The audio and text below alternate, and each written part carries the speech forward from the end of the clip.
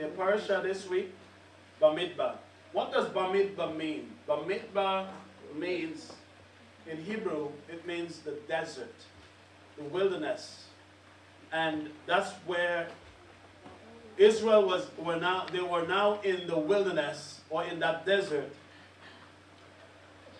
making their way towards the promised land. But before they get to the promised land, they had to go through that desert. And that's where the Lord met with them. And that's where the Lord was going to teach them. And sometimes we have to be in that wilderness or in that desert where we have to depend on God, where we learn that man shall not live by bread alone, but by every word that proceeds out of the mouth of God. Sometimes we have to go through that troublous time, that time of tribulation, that time where we felt all alone and we have to go to our God. We realize that without God, you realize you can't survive. You need help. Is a moment of you realizing that you are insufficient, that you are not able to do everything that you think you could do. And sometimes God has to remind us that we are men, we are flesh, and we are not God. And we are limited to what we can do. You know, we are limited to look, can you save your child from an accident being miles away from you? Can you prevent the storm? Can you prevent death when it knocks at your door? Sometimes God has to remind us that we are human beings. He afflict us with disease. That's a time of the desert. Well, Lord, I need you, Lord. Lord, help me, Lord. I'm in trouble, Lord. Lord, my back is against the wall, Lord. That's the time of the desert. And Israel they were going through this desert. And that's what the book of Bamidba, some people think the book means numbers. No. In the book of Bamidba, they numbered the children of Israel. But the Hebrew for Bamidba means desert. In the wilderness or in the desert. And all the portions, that's how they start. If you read the first verse, Numbers 1:1, in the wilderness of Sinai. In the Hebrew, it's going to tell you in the Bamidba, or in the desert, on the first day of the second month, in the second year from the Exodus. Remember when they offered, when they inaugurated or they blessed the tabernacle? They blessed the tabernacle the first day of the first month, the second year. So this is 1 month after the tabernacle was blessed, was dedicated. 1 month after the tabernacle was dedicated. Because remember, the second year, when they left Egypt, at the end of the year, when they left Egypt Nisan. What the next year, when Nisan came, that's when they dedicated the tabernacle, the first day of the first month. Now I tell you, in the wilderness, on the first day of the second month, in the second year, from the Exodus, from the land of Egypt. So that's 1 month after they dedicated the temple, the tabernacle. What happened? Adonai spoke to Moses in the tent of meeting. Where did he speak to him? Where he spoke to him? Where did he speak to him? In the where? Before, where did Adonai speak to Moses? He had to go up to the mountain. He had to go up to the mountain, and God spoke to Moses up in the mount. But now God is speaking to Moses in the tent of meeting, saying, do a head count of all the community of the children of Israel by their families and their ancestors' house, and a total of every male 1 by 1. You and Aaron are to muster by their divisions every son from 20 years old and upward available to serve in the army of Israel. 1 man from each tribe, each head of his father's household is to assist you. So they was selecting men for the army of Israel.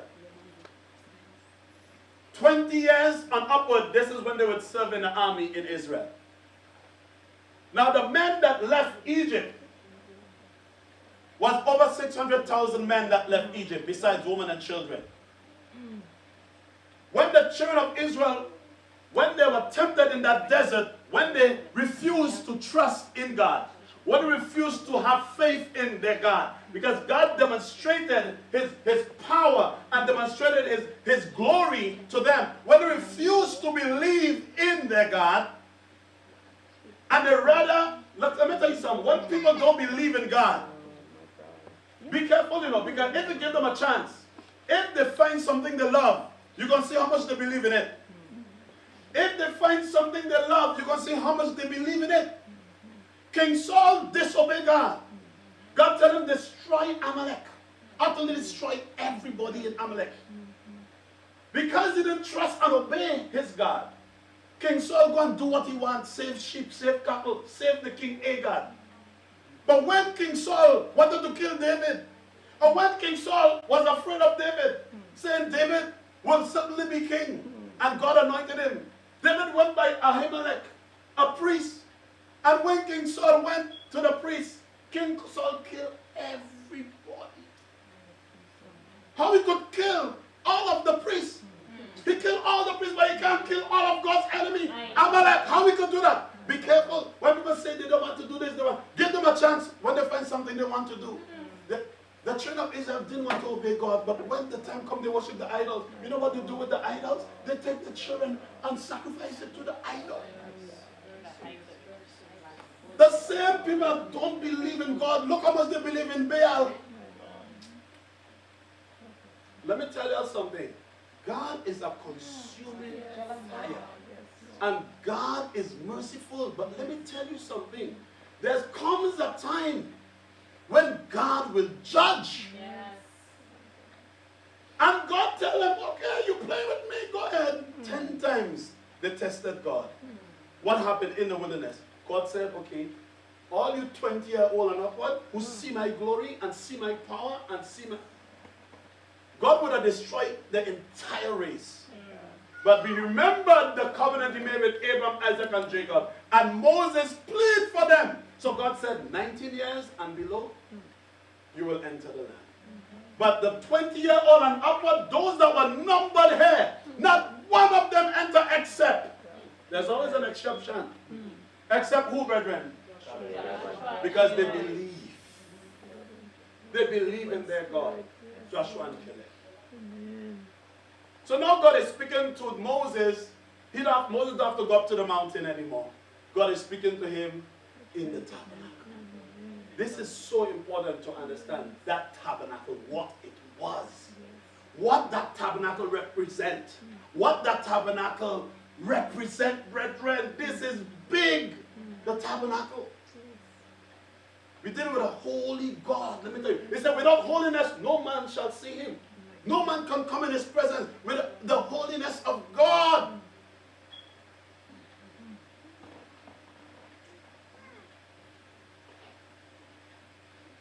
When Yah, we're going to use his holy name, Yah, means the eternal one. When Yah said that he will speak to Israel, if you read Exodus 29, verse 42, it says, it is to be a continual burnt offering throughout your generation at the entrance of the tent of meeting. Now earlier, look at this. Adonai spoke to Moses in the tent of meeting, right? Listen to this. He spoke to Moses in the tent of meeting. He said, it is to be a continual burnt offering throughout your generation at the entrance of the tent of meeting before Adonai. There will I meet with you. Exodus 29:42. Hashem is saying, Yah is saying, there will I meet with you to speak with you there. I will meet with Beni Israel, the children of Israel there. So it will be sanctified by my glory. So the tent of meeting will be sanctified by the glory of God. 44 says, so will I sanctify the tent of meeting and the altar. I will also sanctify Aaron and his sons to minister to me as Kohanim, priests. So I will dwell among Beni Israel, the children of Israel, and be their God. Then they will know that I am Adonai their God, who brought them forth out of the land of Egypt, so that I might live among them. I am their God. So God is now living among them. God is dwelling in the midst of them, and God is speaking to them through the tent of meeting between the ark of between the cherubims in the holy ark. So God is basically saying that that's what he's going to do here. Now let's look at the camp. The children of Israel, what Moses was to number the camp. On the east side, to the right, on the east over here, you have Judah, you have Issachar, and you have Zebulun. You have their numbers, 74,000, 54,000, 57,000. The total is 186. They are on the east of the camp. And they're on the outside of the camp. Below you have Simeon, Reuben, and Gad. The head of each camp. On the east side, Judah is the head of the camp. On the south side, Reuben is the head. And you have Gad and Simeon with him. Then you have on the west side, you have the camp of Ephraim. And Ephraim had Benjamin and Manasseh, his brother. Now these three here, these three were Manasseh and Ephraim, his brothers, and Benjamin was Joseph, their grandfather. They had basically the same mother. You understand? Or great grandmother. So you understand what I'm trying to say? So Benjamin and Joseph had the same mother. So that's why they put Manasseh is Joseph's two sons, Manasseh and Ephraim, so they are with Benjamin together on the west. These men, these tribes, they specialize in certain things. They were fierce. Yes. Benjamin was like a wolf, fierce. Judah was like a lion. Some of them, they had the banners with them. Each tribe had a banner. Each tribe have a stone representing them. Each stone that was on the breastplate of the priest represented each tribe. Now on the north side you have Dan, Asher, and Naphtali on the north side. Dan was the leader. And the total number was about 600,000 men that left Egypt. Now there's something interesting. There were the Levites. Levi is a tribe. They were not to be numbered among the 12. Now look who's inside the inner circle. Is the Levites. All right? The center of inside, in the midst of the camp, is the tabernacle. Inside. So who's protecting the tribes from the tabernacle is the Levites. Now to the entrance, let me go to another slide. Look right here. To the entrance of right here in the inner circle, the Levites are on the outside. We have the Kohathites, the Levites on the south side, the Gershonites on the back side, the west side, and the Merarites on the northern side. On the east side, where the first gate is, where the entrance to the tabernacle is who? The priest. Kohanim is the priest, which is Aaron and his sons, and Moses. So Moses, here see Moses, Aaron the priest, and his sons. And in the center of that is Judah. The reason why Judah is near them is because the Messiah and the ruler comes from Judah. And the Messiah, he is after the priest of the order of Melchizedek, and he can go straight into the holies of holies. Hallelujah. Judah is right there. But right now, before Messiah comes, they have to be protected by the priest. These men were dedicated, Aaron and his sons. So you can see, to protect the tribes, these Levites had to surround the tabernacle because they were consecrated to do some special things. Inside, going inside, you have one entrance. Then you have the holy place right here. This is another entrance. And then you have a veil right here, another entrance. All right? So you have three entrances. The last entrance is the holies of holies. Once a year, they're supposed to go in there, inside of the holies of holies. Why? This is where God dwells. That's where the ark dwells. That's where the cherubim dwell. He said he dwelled between the cherubim. We have to understand that God is so holy that if God come in the midst of these people to dwell there in that glory, and they are not pure, they're not clean, they're not prepared, all of Israel will perish. They will all die. And let's read about that. Exodus 25 verse 8. He said, have them make me a sanctuary for me, that I may dwell among them. You are to make all precisely according to everything that I show you. The pattern of the tabernacle and the pattern of all the furnishing within. Just so you must make it. It's very important to understand that they were to follow exactly the pattern, because it represents something in the heavens. It's important to understand that. We cannot do what we want. We cannot create things how we want. You have to understand God gave an order. And this is very important because God is very specific. He's very specific. And he have details in certain things he wants. And if we don't follow those protocols, we can find ourselves in a lot of trouble. And we will have some examples. Numbers 1:47. It says, the Levites, however, were not counted by the tribes of their ancestors. For Adonai told Moses, saying, definitely, you are not to number the tribe of Levi, nor take the sum of them among the children of Israel. Instead, you are to appoint the Levites over the tabernacle of the testimony, over all its implements, and all that pertains to it. They are to carry the tabernacle and all its utensils, tend to it, and camp around it. So they were supposed to encamp around it to protect the Israelites from the glory, because they could be destroyed. Whenever the tabernacle sets out, the Levites are to dismantle it, and whenever the tabernacle is pitched, the Levites are to set it up. But the commoner who comes near to it must be put to death. Beni Israel will encamp, each man with his own camp, each with his own standard, according to their own division. The Levites are to camp around the tabernacle of the testimony, so that there will be no wrath unleashed on the community of Israel. So that the Levites are to maintain the care of the tabernacle of the testimony. You see how important that is? For God to dwell among Israel, they had to follow some protocols. When God told them to build the ark, build a sanctuary that I may dwell among you, it was not just as simple as you say, build that and that's it. They had to follow some specifics for God to dwell there, because of how holy he is. Holy he is.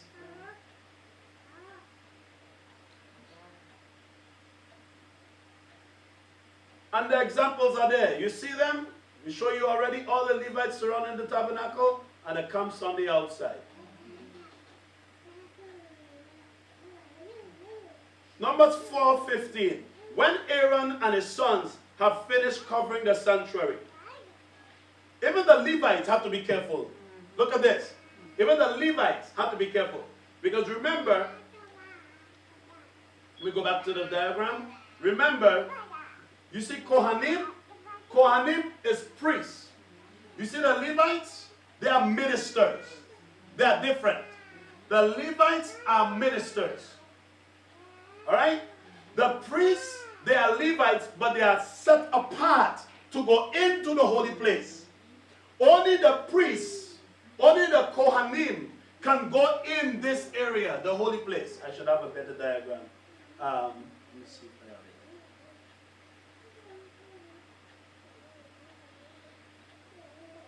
Only the Levites can go into the holy place. I don't have it. So it's very important to understand. This is the holy place here, and the veil separates the holy place from the most holy, okay? So only the Levites, only the priests, can go inside here. Inside of the holy place, we have the shewbread, you have the bread, the menorah, which lights up, because this inner part is covered. The in here is covered, so there's no light. This is exposed to the elements out here. Is exposed. The tent, this is exposed. But here has a covering of goat skin and all kind of skin covering the roof. So inside is dark. So they need a menorah, a light inside to lighten it. So inside have the menorah on the right. You have the shewbread on the left over here. And then you have the censer. set for incense. All right, the altar of incense. And that altar of incense is right by the veil. When the priest go inside the veil, he's supposed to light the incense, and the smoke supposed to go between the cherubims and the mercy seat. When he entered there, he must only enter there once a year with blood for atonement. This is the system, and that's where God dwells because of how holy God is. Now, let's look at something here. Why the Lord did this. Why this is very important.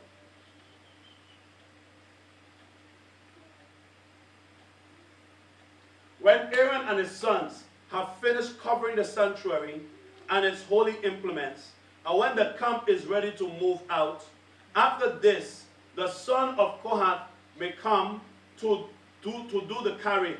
But they must not touch the holy items, or they will die. Can you imagine? Kohath dwelt in the south side, right by Reuben, right? Kohath is a Levite. You see right here? This is Kohath. Right here is Kohath. He's responsible to carry these holy things in here.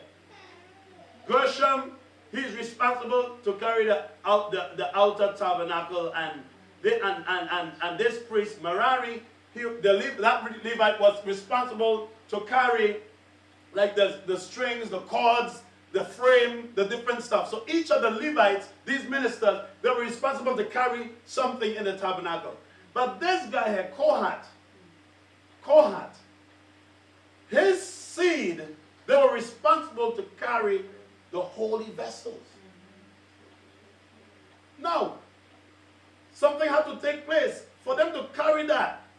Aaron, the Kohanites, the priests, they had to cover that first with badger skin and with blue and with all kind of, they have to cover that holy, that thing is serious, you know, brother. They have to cover that vessel. When Aaron and his sons have finished covering the sanctuary, because they cannot see that. The rest of the Levites can't see that, you know. Much less the rest of the children of Israel. They have to cover the sanctuary and all its implements. When the camp is ready to move out, after this, the son of Kohath may come and do the carrying. But they must not touch the holy items, so they will die. These are the tasks of the sons of Kohath with regards to the tent of meeting. Eleazar, son of Aaron, the priest, will have charge over the oil for the light and the fragrant incense, the regular grain offering and the anointing oil. He is to have charge of the tabernacle and all that is in it, including its holy items and all its implements. 17. Adonai spoke to Moses and Aaron, saying, you are not to let the families of the tribe of the Kohathites, that Levite tribe, be cut off from among the Levites.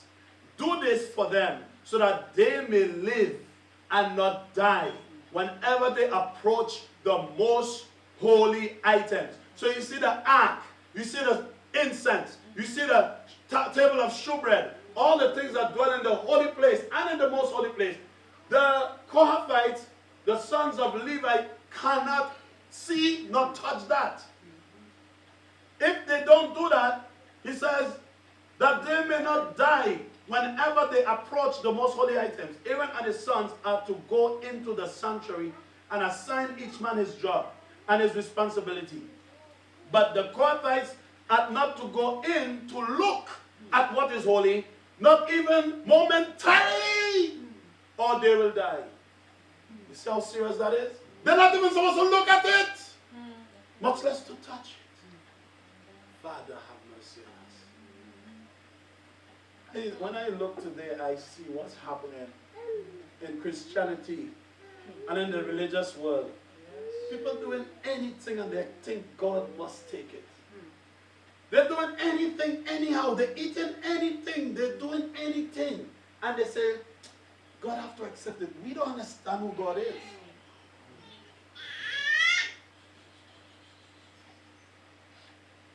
Here is the holy vessel. You see that? You can't look nor touch it lest you die. You see the holy ark there? You see the ark? Then you have the incense here, the candlestick, the shewbread. This is the covering that covers it, normally right here. That's why they need the menorah to light, because inside is dark. So they have three entrances. The entrance into this camp, then the entrance into the holy place, and the entrance into the most holy place. The priest would serve and eat the sacrifices in this holy place, in the candle, with the shewbread. They will come and offer, they will do their service. The priest can go in there, but no Levite cannot go in there. The other sons of Levi cannot go. Only Aaron and his sons can go. In here, only the high priest can go once a year, not every time. Even though he is high priest, he can't go all the time. You have to go once a year. That's the holy vessel. So we've seen how holy this is. Now, Exodus 33. Then he said, please show me your glory. Moses wanted to see God's glory. Moshe wanted to see God's glory. Moshe was on the east side. Moses was allowed to stay on the east side with Aaron. Moses anointed Aaron to be high priest. Moses was the prophet. Moses was on the east side. He could go in, because before God spoke to Aaron, God spoke to Moses. God told Moses, tell Aaron. See, God, in the beginning, God spoke to Moses at the tent of meeting, and God commanded Moses to anoint Aaron. Moses, oh my God, Moses was a mighty prophet, ain't it? Moses wasn't a priest. Moses was a Levite from Kohath. You understand? But Aaron was chosen to be the priest. But Moses, he was the prophet. Anointed, a calling, a high order.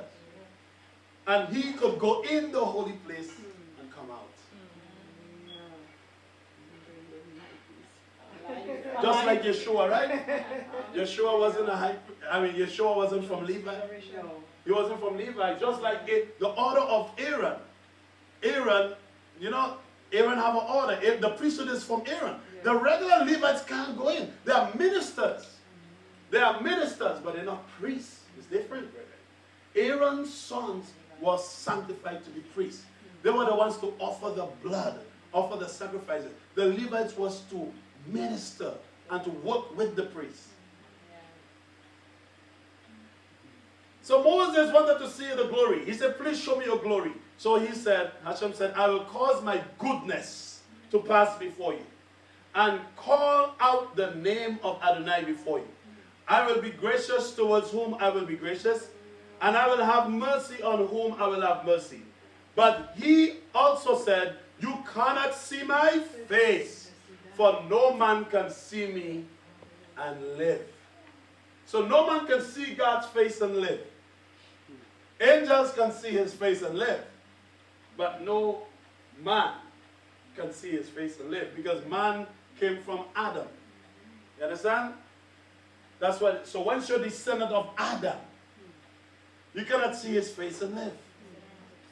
But there must be a change for you to be able to see his face and live. You must be born again. You must change. You must go through a change to see his face. Because I will tell you, you will see his face one day and live. Because we have to go through that change.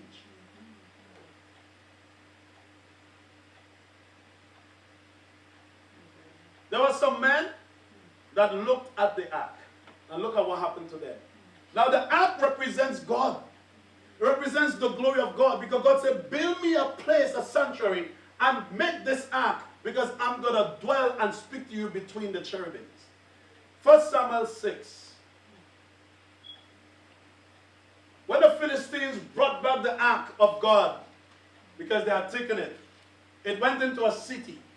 And some men looked at that ark. And what happened to them? Let's read. Then he struck down some of the men of Beth Shemesh, because they had gazed into the ark of Adonai. He struck down the people. Out of 50,000 men, the people mourned. So the Lord destroyed 50,000 men that looked. Look how much people look at the ark. The ark came, 2 cows brought the ark. and they saw the ark. Oh, the ark returned. The glory of God returned.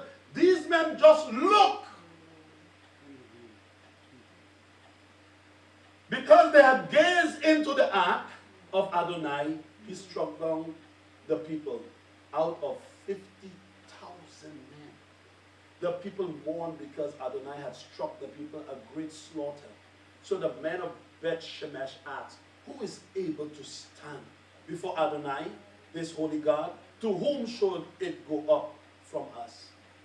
50,000 men died for looking. Remember, God said, you can't see my face. Remember we read that the priests, Kohath, the Levites, they're not supposed, Aaron had to, the priests had to cover these vessels. That if they don't cover the vessel, what would happen to the entire tribe of that family, the family of Kohath? He said, they will die. And God begged Aaron, please Aaron, don't let the family of Kohath die because you failed to do what you're supposed to do. Don't let the family of Kohath perish from the tribes. Because if you don't cover that and they gaze and they look at it, looking at the ark, they will die. The only thing we just read that you cannot see and is God's face. The ark represents the face of God. Because anybody see God's face will die. And anybody look at the ark, if you're not consecrated for that, you will die. 50,000 of them that perish right here. What happened to the man? He didn't gaze on it. It was covered, but he touched it. Meanwhile, while David and the whole house of Israel was celebrating before Adonai with all the kinds of instruments made of cypress wood, with harp, with lyre, with tambourines, 3-string instruments and cymbals, but when they reached the threshing floor of Nahor, Uzzah reached out to the ark of God and grasped it, for the oxen had stumbled. Then the anger of Adonai was kindled against Uzzah. God struck him down there for his irreverence, so that he died there besides the ark of God. So this young man, he was a Levite. But he wasn't supposed to touch the ark. He touched the ark. God struck him right there. Yeah, this is taken from, no, this one here is, I didn't write the text. 1 Samuel 6.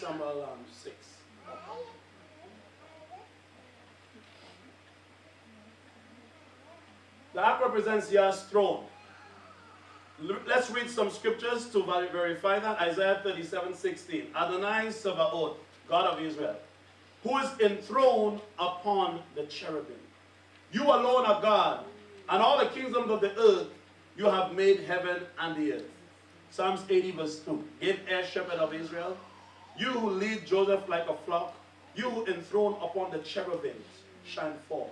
So he dwelt between the cherubims. Psalms 99:1. Worship at his holy hill. Adonai reigns, let the people tremble. He is enthroned upon the cherubims. Let the earth shake. Because remember, God told Moses, build it exactly, follow the pattern that I give you. Because this is representing what it is in heaven. That's how he sits in heaven. That representation had to be, you have to consecrate, you have to be reverence that, because this thing represents something above. David and all Israel went to Baalah, to Kiriath-jearim, that was in Judah, to bring up to bring up from there the ark of God. Adonai, who sits enthroned above the cherubims, which is called by his name. So the ark represents God's throne, represents God's face, represents God's glory. There was a man called Uzziah. Uzziah, he crossed his boundary. It says in 2 Chronicles 26:16, but when he became strong, that's Uzziah, his heart grew so haughty, he was proud, that he acted corruptly. For he trespassed against Adonai his God by entering into the temple of Adonai to burn incense upon the altar of incense. You know where the incense was? The incense was in the holy place. Not in the outer court, you know. In the holy place. And not the holies of holies, he would die. He wouldn't even survive. It was in the holy place. The holy place there, they have the candlestick, the shewbread, and the incense, altar of incense. There's a veil separating that. If you go through that, you're a dead man. Don't even, no, you're dead. But so he didn't die, but something happened to him. Let us read it. He went in the holy place, not the most holy, in the holy place to take the incense to offer. Crazy. So, for he trespassed against Adonai, his God, by entering into the temple of Adonai to burn incense upon the altars of incense. Then Azariah the priest, with 80 valiant priests, Kohanim, of Adonai, followed him in. They opposed Uzziah. They're trying to save his life. He think, sometimes you trying to help somebody, you wanting them to save their life. And they angry with you. Man, get out of my way. Man, leave me alone. You too proud. You think it's only you? God called only you? You're trying to save their life. Look, the man saying, listen, 80 valiant priests, Kohanim of Adonai, followed him in. They opposed Uzziah the king and said to him, it is not for you, Uzziah, to burn incense to Adonai, but for the Kohanim, the priests, the descendants of Aaron, who have been consecrated because they were set apart, you know. They had to take a bath. They had to be consecrated for 7 days. They cannot leave the tabernacle. They had to go through a process to enter that place, you know. You think you're just going anywhere, anyhow? There's some places in Israel, you can't go with pants. You can't go with jewelry. It's too holy. Some places in the land, they tell you, take off this, cover this. They give you a robe. It's holy. In the Holy Land. You can't go anywhere. Oh, I could go anyhow. You weren't gonna the people gonna kill you before God kill you.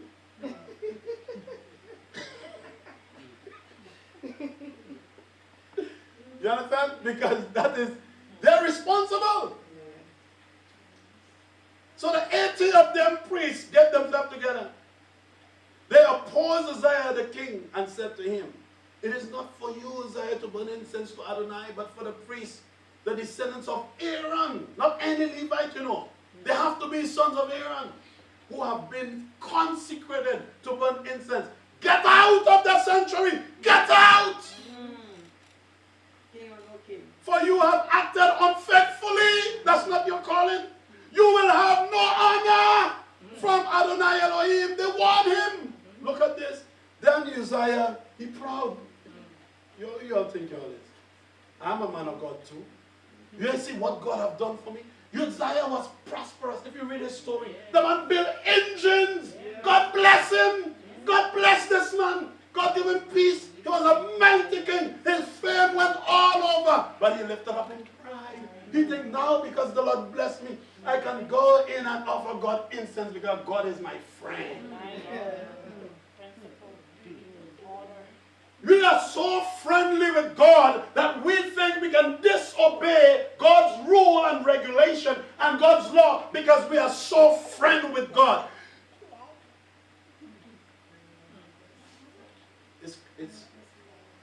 You have to fear God. If you're God's friend, fear him. If you're God's friend, respect and reverence him. If you are God's friend, honor his word. If you don't honor his word, you're not his friend. So we get so used to God, the man wants to go. Then Uzziah, who had the censer, he already had the censer in his hand. You know how he get that? He already had the censer. If he had just leave that alone, he would be all right. But he hold the censer in his hand, ready to burn incense. He became angry. Uzziah became angry with the priest because he's king. While he was raging at the priest, leprosy broke out in his forehead, right in front of the priest, in the house of Adonai. Leprosy. Besides the incense, by the incense of the altar in the holy place. The priest gone crazy now. When Azariah, the chief priest, And all the other priests stare at him. Behold, his forehead was zarat, leprosy. So they rush him out of there. Indeed, he himself. Indeed, he himself hurried. He hurried to get out because Adonai had smitten him. You're lucky he didn't die. I tell you, if it was the holy place, he would die. He's in the, if it was the most holy place, he would die. And God just merciful, because he would die. But God put a little leprosy on him. When he sees he turned a leper, he have to be banished forever. The man run out of the place. Sometimes, because we don't turn leper, and because everything look good, we looking healthy. Because Solomon said, because sentence to an evil work is not executed speedily, it lies in the heart of men to continue to do evil. Because we don't get the sentence right away. But let me tell you something. We must stand before the judgment to give an account. And that's why the word of God said there will be weeping and gnashing of teeth. When we see Abraham and Isaac and Jacob in the kingdom, and we, the children of the kingdom, be cast out. You could go ahead and make yourself feel good, but let me tell you something. We have to work out our salvation with fear and take your salvation very serious. Because you only have one opportunity. You have one soul to save, and that's yours. You can't save nobody else's soul. You are responsible for your soul. Do the thing that is right. Make a calling and election sure. So this man, leprosy broke out on his forehead. Eli had some sons. Eli the priest. Eli was so fat, eating the offerings of God. He was a heavy man. He had some sons that was very disrespectful and despised God's sacrifices, and they were vain men. God gave Eli a sentence, a warning by a prophet. And listen to what God said. 1 Samuel 2:10. Wherefore the Lord God of Israel said, I said indeed that your house and the house of thy father should walk before me forever. He told to Eli, your house and the house of your father would walk before me forever. But now the Lord said, be it far from me. For them that honor me, I will honor. But they that despise me shall be lightly esteemed.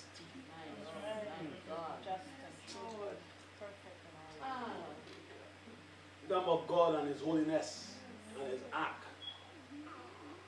Behold, the day come that I will cut off thine arm. God will cut off Eli's arm. It's a figurative speech. His arm is his children, his sons, his future, his livelihood. The Bible says, if I forget Jerusalem, let my right hand forget her skill. It's like cutting off your arm. You're helpless. If you forget Jerusalem, let your right hand forget her skill. So what the Spirit is trying to tell us, that we must remember Jerusalem, never forget Jerusalem.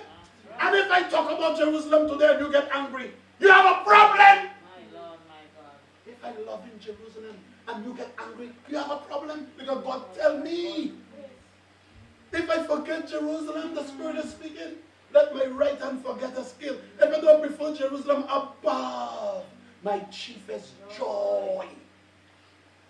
Brethren, how we have to look at Jerusalem? Above my chiefest joy? What's your greatest joy? Jerusalem have to be above it. He's talking about a city, you know. Oh. He said, pray for the peace of Jerusalem. You will prosper if you love her. Prosperity is guaranteed for those who love Jerusalem. Psalms 48.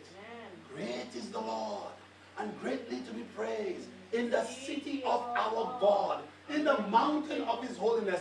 Beautiful for situation is the joy of the whole. You understand?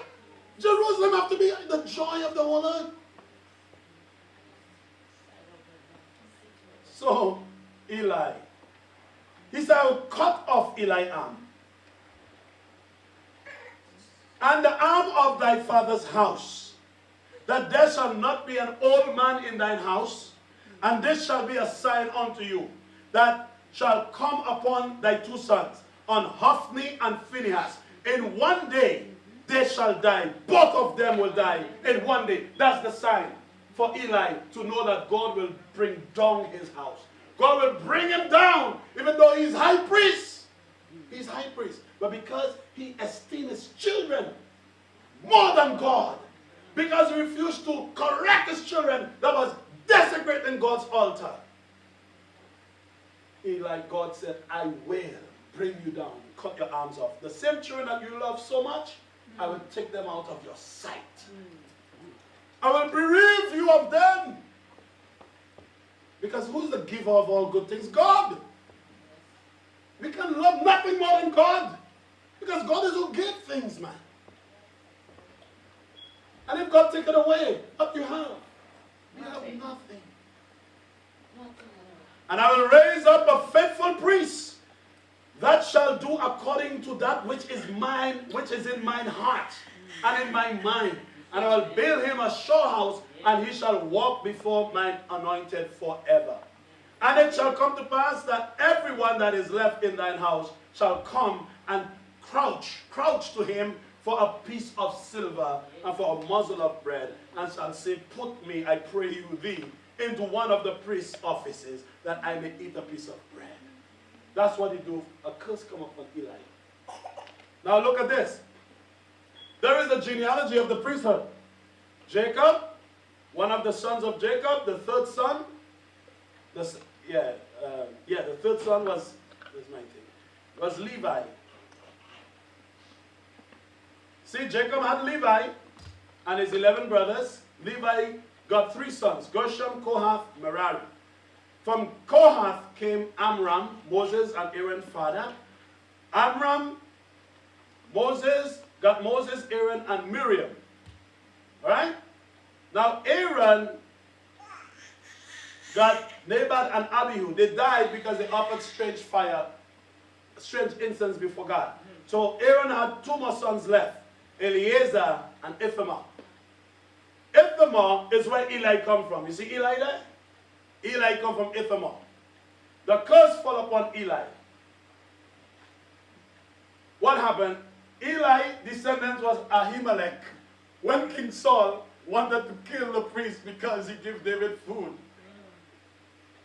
First of all, before that, Eli, how God destroyed the 2 sons of Eli. Look at this. The man said, bring the ark of God. We're going to fight the Philistines. Bring the ark of God. That the ark of God can be in our camp. That we can have the courage to destroy the Philistines. That was God doing. God, because who had to bring the ark? The priests. 2 of them had to carry it. The priests had to bring the ark.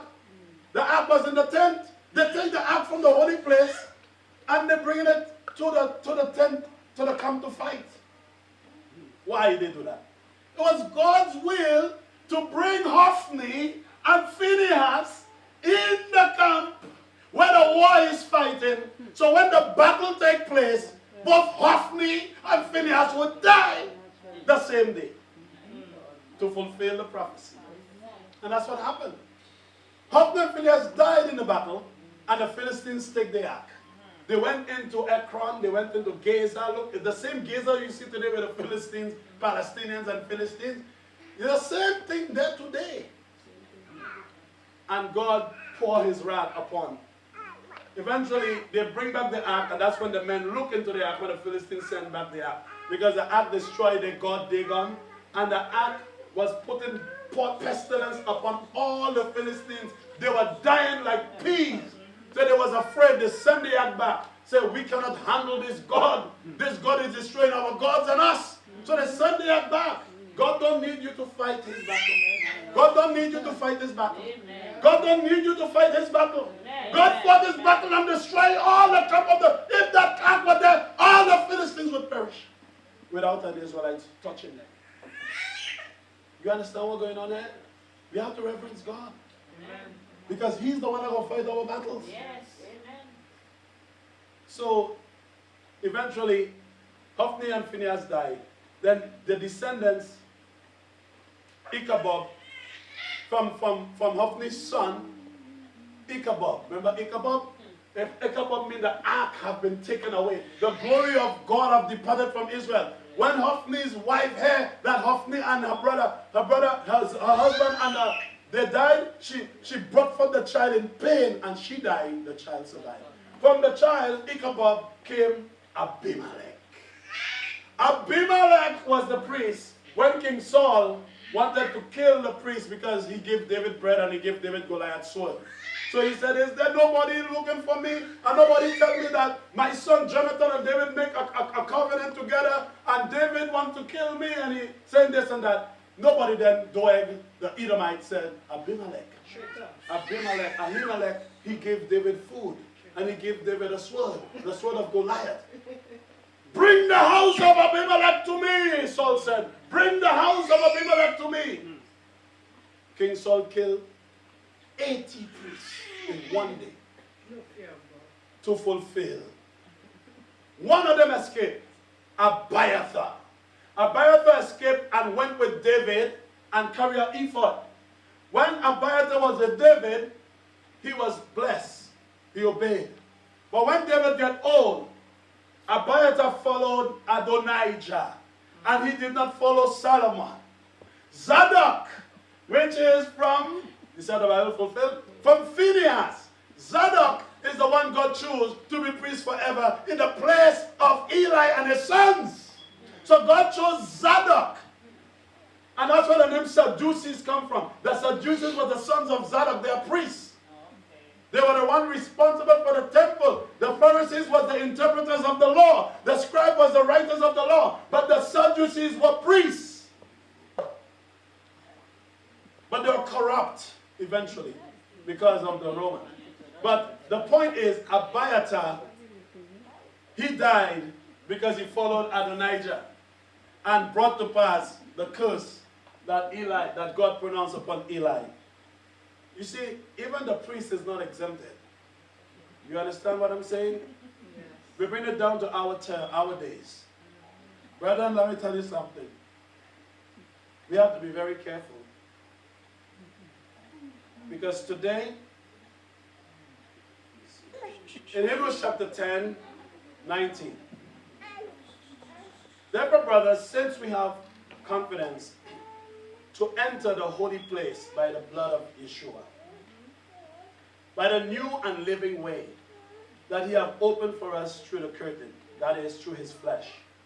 And since we have a great priest over the house of God, that's Yeshua, let us draw near with true heart and full assurance of faith, with our hearts sprinkled clean from an evil conscience and our bodies washed with pure water. That's what we do when we do the baptism. And that's what happens when we have a change of heart, receive the Holy Spirit. We go through a process of cleansing. And we go through a new and living way. That is through the flesh, not through the veil now. We're going through the flesh of Yeshua. Let us draw near with full assurance of faith, with our hearts sprinkled clean from an evil conscience, and our body washed with pure water. Let us hold fast the profession of our faith without wavering. For he who promised is faithful. And let us consider how to stir up one another to love and good works. Not neglecting to meet together, as in the habit of some, but encouraging one another, and all more as you see that they draw near. The thing is, brothers and sisters, the Messiah has come. And we have entered into the most holy place through his flesh. We can go straight into the throne. We can go between the veil. We can go straight into heaven through the Messiah. Now that not just that we were washed, our conscience is clean, but the Lord is doing a new work. The Lord is making us priests, that we can go into the most holy place, that we can enter into his presence through the blood and through the flesh of his son Yeshua. Isaiah 66:1 Thus saith the Adonai, heaven is my throne, the earth is my footstool. Where then is the house you built for me? Where is the place of my rest? For my hand hath made all these things. So all these things come to be, declares Adonai. But on this one will I look, one humbled and a contrite spirit, who trembles at my word. Isaiah 57:15, for thus said Adonai, the one who is high and lifted up, who inhabits eternity, whose name is holy. I dwell in the high and holy place, and also with him who is of a contrite and lowly spirit, to revive the spirit of the lowly. The key is, when you come to Messiah and you repent and you're humble, God dwells in you. You now becomes the tabernacle. You now becomes the sanctuary. You now becomes the place of his habitation, where he dwells. And if God is dwelling in us, like he dwelt in the ark, and like he dwelt in the temple, in the sanctuary, and now we are the sanctuary. We are the temple. It says, Yeshua answered in John 14:23 to him, if anyone loves me, he will keep my words. You see, there's a lot of talk. Everybody's saying they love God. But if anyone loves me, he will keep my word. My Father will love him, and we will come to him and make our dwelling within him. The Father will dwell within you if you keep his word, if you love him. He who does not love me does not keep my word. And the word you hear is not mine, Yeshua said, but the Father who sent me. These things I have spoken to you while dwelling with you. But the Helper, the Ruach HaKodesh, whom the Father will send in my name, will teach you everything and remind you of everything that I say to you. What is a guarantee that he will dwell? If you obey him. God is not going to dwell with people that disobey him. But everybody today have God. 1 Corinthians 3, we're wrapping up. Do you not know, brethren, that you are God's temple and that God's Spirit dwells in you? If anyone destroy God's temple, God will destroy him. For God's temple is holy, and you are the temple of God. Amen. So you see why we have to be careful? God dwells within us. We are now that sanctuary. We are now that ark where God dwells. We have to be clean. We got to live holy. We got to be careful what we put inside of our body. We can't eat unclean things because God wouldn't dwell there. Remember, God the Holy, he don't change. The same God that dwelled, the same God that was there of the Old Testament, the God that was there in Moses, the God that was there with Elijah is the same God with us today. Amen. If he denounced pork, if he denounced swine, if he said that's an abomination to me, how you could eat that and put it inside of you and say, I'm a Christian? So what you telling me that Christ is against God? Christ is against God's word? Christ is against his own word?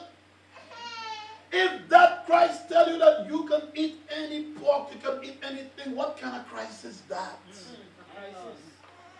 What kind of Christ is that? Is a crisis, yes, because you will be deceived. Because he tell you, many shall come in that day and say, Lord, Lord, have we not prophesied in your name?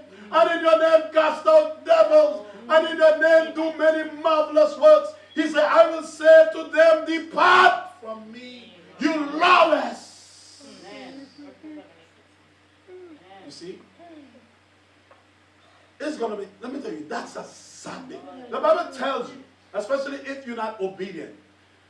In Amos, it says, who look for the day of the Lord? Who's asking for the day of the Lord? It says a day of gloominess. It's a dark day. It's a day of trembling. It's a day of earthquake. It's a day of... I tell you, he described the day. The day of the Lord is like a man running from a lion. When he runs from the lion, he meets a bear.